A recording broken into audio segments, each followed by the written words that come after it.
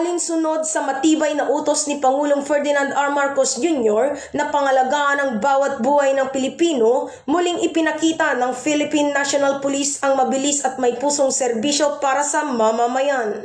Bandang alas 6:50 ng umaga noong ika-24 nitong Setyembre taong kasalukuyan, nang matagpuan ng isang residente ang isang bagong silang na sanggol na babae sa loob ng isang kahon sa tabi ng Bypass Road, Barangay Bagay, lungsod ng Tuguegarao, Cagayan.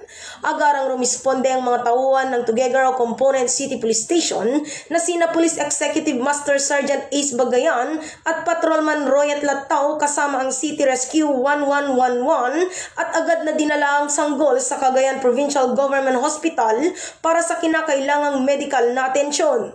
Nasa pangangalaga na ngayon ng City Social Welfare and Development Office ang sanggol para sa tamang pag-aaruga at proteksyon. Ang pagsagip na ito ay patunay ng malasakit at tungkulin na inaasahan ni Pangulong Marcos mula sa bawat tagapangalaga ng batas. Bawat buhay ay mahalaga at hindi titigil ang kapulisan hanggat hindi natutukoy ang nag-abandona sa sanggol na ito.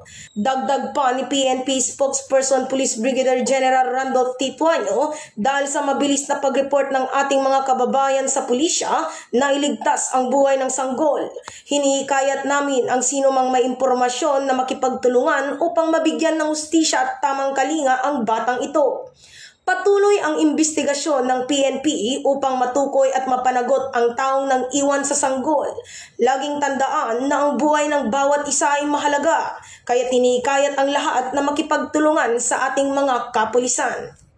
Mula dito sa lalawigan ng Isabela, ako ang inyong Police News Network Correspondent, Patrolwoman Jerilyn Colico, alagad ng batas, tagataguyod ng balitang pulis.